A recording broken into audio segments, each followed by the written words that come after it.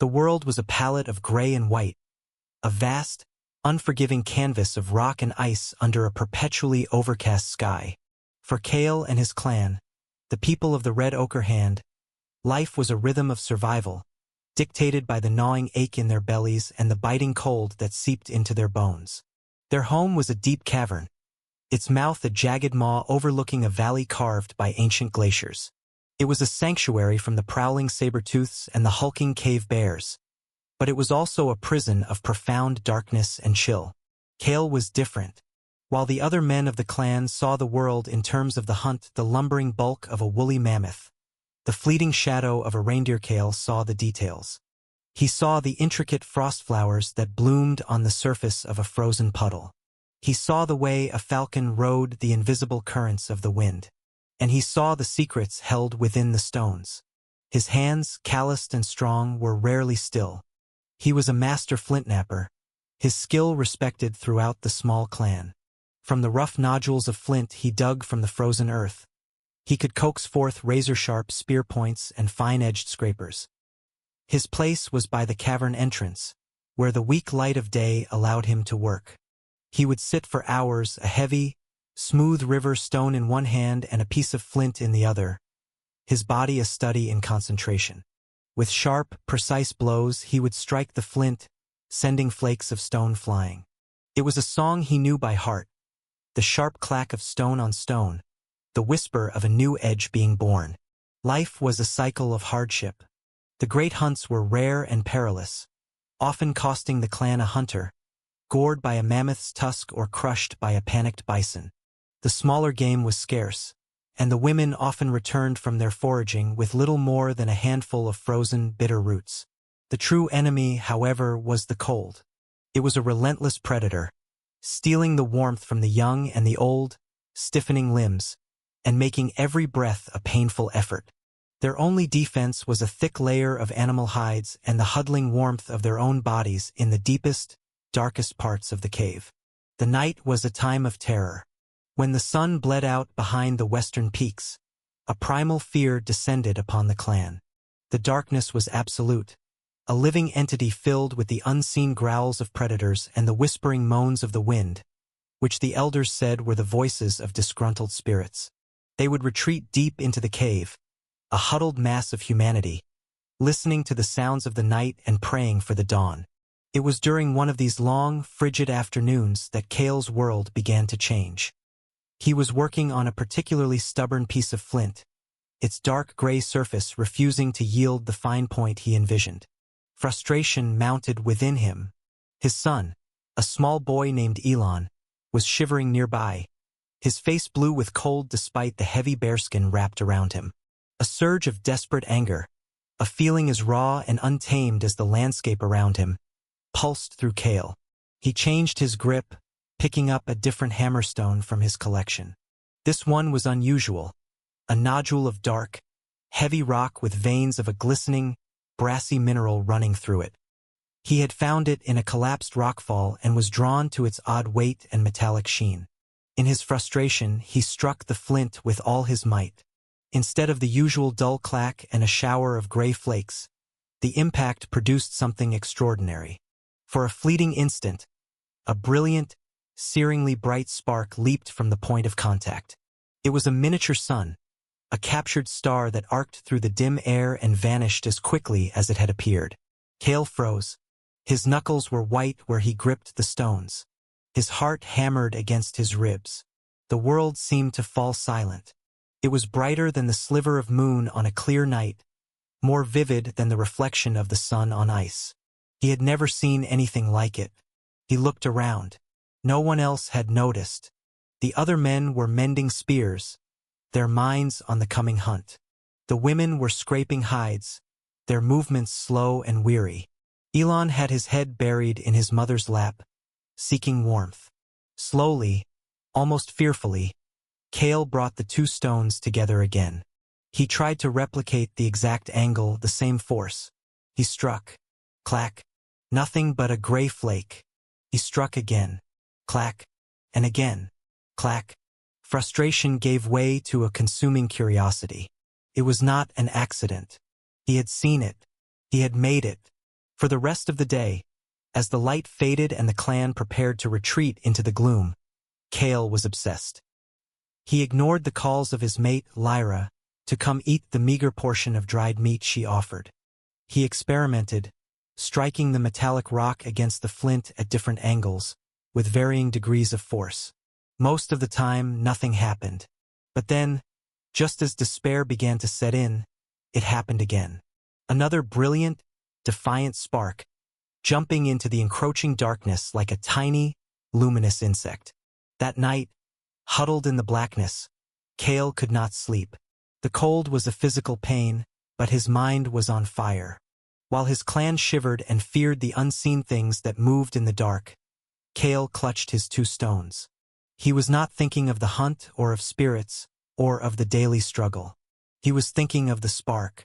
It was a memory of light, a promise of warmth. He did not yet understand what he had found, but he knew, with a certainty that resonated deep in his soul, that it was important. He had struck a secret from the heart of the stone, and in the profound, freezing darkness of the cave, he felt the first, faint warmth of a new dawn. The discovery of the spark became Kale's secret obsession. By day, he performed his duties, joining the hunts and protecting the clan, but his mind was elsewhere. Every spare moment was spent in his nook by the cave entrance. His 2 stones, the flint and the heavy, brass-veined Peridihis, constant companions. He learned the specific glancing blow required, a sharp scraping motion that shaved off a minuscule particle of the pyrite. He learned that the resulting sparks were not all the same. Some were faint and died instantly, while others were brighter, hotter, and seemed to hang in the air for a precious moment longer. His behavior did not go unnoticed. "You spend more time with those rocks than with your own son," Lyra said one evening, her voice a mixture of concern and exasperation. Old Borin, the clan's shaman whose face was a roadmap of wrinkles and superstition, watched him with suspicion. "The stones have their own spirits, Kale," he warned, his voice a dry rasp.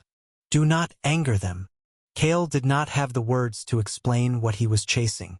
How could he describe the captured star in the stone? How could he explain that he felt he was on the edge of something that could push back the terrible cold and the suffocating dark? The crucible for his obsession came with the first great snow of the season. It descended without warning, a swirling white curtain that blotted out the world and trapped the clan within the cave. The hunt was impossible. The cold intensified, becoming a tangible, malevolent force. The children whimpered constantly, and the elders began to cough, a dry, rattling sound that spoke of failing strength. The fear in the cave was thicker than the darkness itself. This was the moment. Kale knew it. He gathered his supplies with the deliberate care of a priest preparing a ritual. He took his 2 stones. He collected a handful of the driest material he could find, the powdery scrapings of fungus from the cave wall, the fluff from a milkweed pod he had saved, and a small, hollowed-out piece of birch bark. He found a secluded alcove, away from the prying eyes of the clan. His hands trembled, not from the cold, but from a mixture of fear and anticipation. He arranged the tindered fungus powder and milkweed fluff in a small pile on a flat stone. He took a deep breath, the frigid air stinging his lungs, and struck the pyrite against the flint. A good spark flew, bright and hot. It landed directly on the tinder. Kale's heart leaped. A wisp of smoke, thin and acrid, curled upwards. He leaned in, his face inches from the pile, and blew on it, a gentle, steady stream of air, just as he had seen the wind breathe life into the embers of a forest fire caused by a lightning strike long ago. The smoke thickened. A tiny, red-orange glow appeared at the heart of the tinder, no bigger than a ladybug. It pulsed with his breath, a miniature, beating heart of heat. Hope, fierce and overwhelming, surged through him. He fed it, adding the tiniest, driest twigs he had collected, one by one. The red glow clung to a twig, and then, with a soft whoosh, a flame erupted. It was small, delicate, and utterly magical. It danced, alive, casting a warm, flickering light that pushed back the immediate darkness. The light cavorted on the stone walls, making the shadows leap and sway. Cale stared, mesmerized. He had done it. He had not found fire, he had made it. He had coaxed a piece of the sun out of a dead stone.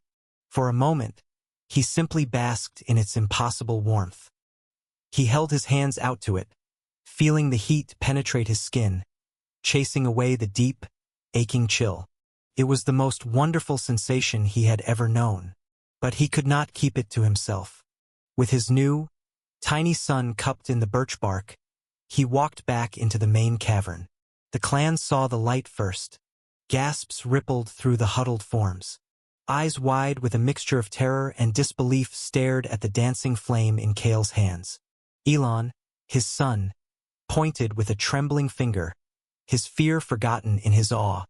"He has captured a spirit," someone shrieked.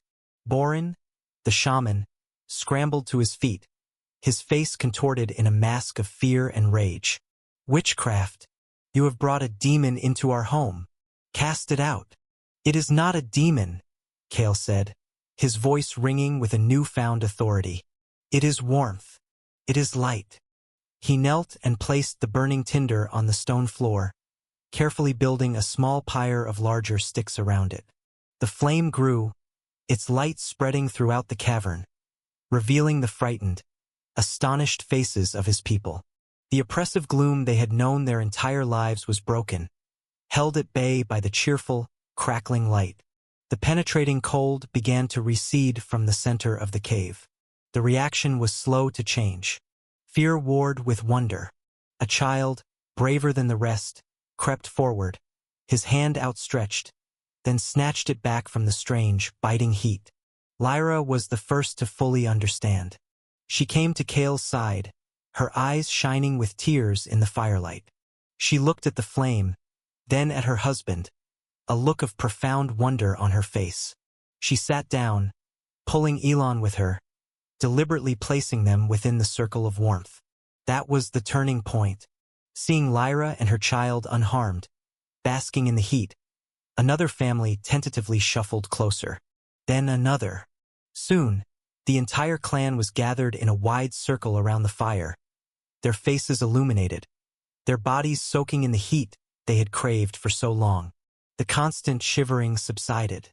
The whimpering of the children ceased. For the first time, the inside of the cavern was not a place of fear, but of gathering.